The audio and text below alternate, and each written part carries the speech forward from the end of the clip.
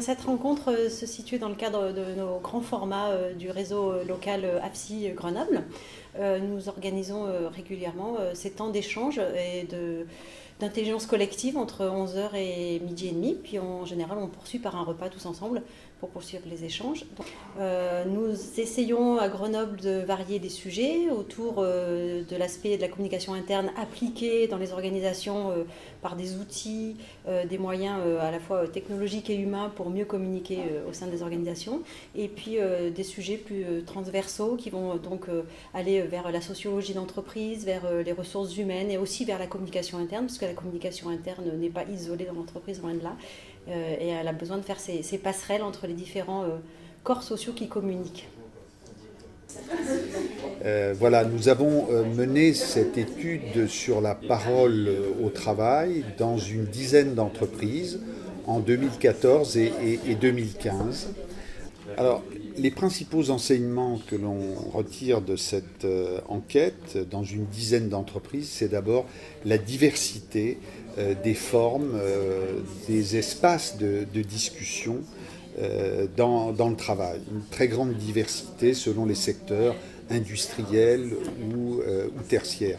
Et ça, c'est une vraie différence avec les années 80 où on avait une ou deux formes autour, par exemple, de la qualité ou du droit d'expression des salariés. Là, ce qui est intéressant aussi à travers ces espaces de discussion, qui concernent au premier chef donc les salariés et les managers, c'est qu'il y a autour des fonctions, comme les fonctions RH ou les fonctions communication, qui peuvent aider à l'ingénierie, à la conception et à la construction de ces espaces de discussion sur le travail. Eh bien, les salariés sont de plus en plus face à des injonctions contradictoires. Les collectifs de travail ont souvent disparu. Quand on fait quand il y a des sondages globaux, hein, pas ceux des sociologues, mais des sondages globaux, on s'aperçoit que 70% des personnes sont heureuses d'aller au travail. Donc pourquoi ça tient? C'est un peu l'interrogation des sociologues. Il y a des coopérations informelles au sein des équipes de travail qui se font et qui font que ça fait tenir les équipes et qui retrouvent ainsi du collectif que l'organisation souvent fait disparaître. Alors les réactions à partir de l'étude que nous avons menée sont intéressantes et importantes.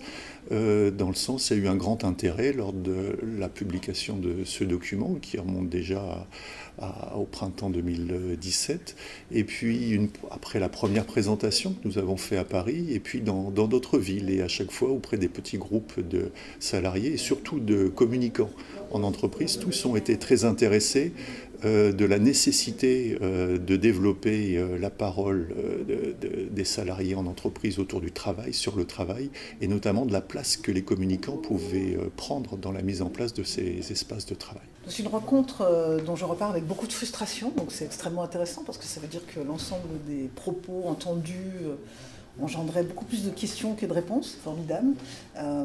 J'ai beaucoup apprécié d'entendre parler d'écoute.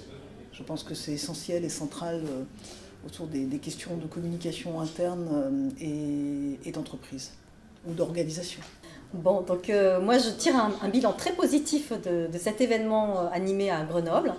Je suis très contente qu'on ait pu réunir autour de la table des professionnels de la communication, des RH, des consultants et des académiques pour discuter de cette question de la parole au travail. Et je pense qu'il y a une véritable attente. Il y a eu des questions qui ont montré que ça faisait vraiment écho à des besoins, des envies de parole. Il y a eu, je crois, des amorces de contact très riches entre les gens. Et je pense que la parole va continuer de circuler au-delà de l'événement. Et je pense que ça, c'est quelque chose de très positif. Et je suis aussi très contente d'avoir pu valoriser et promouvoir un espace comme celui-ci, la ruche à Promising, parce que ça montre aussi que les lieux configurent des potentialités d'expression et d'échange qui sont probablement un peu différentes de si on s'était retrouvé dans une salle de cours ou dans une salle de réunion habituelle. Donc de ce point de vue-là, je pense qu'on a pu montrer que les lieux, le groupe, la dynamique et le sujet étaient au rendez-vous pour un grand format très intéressant pour la FCI.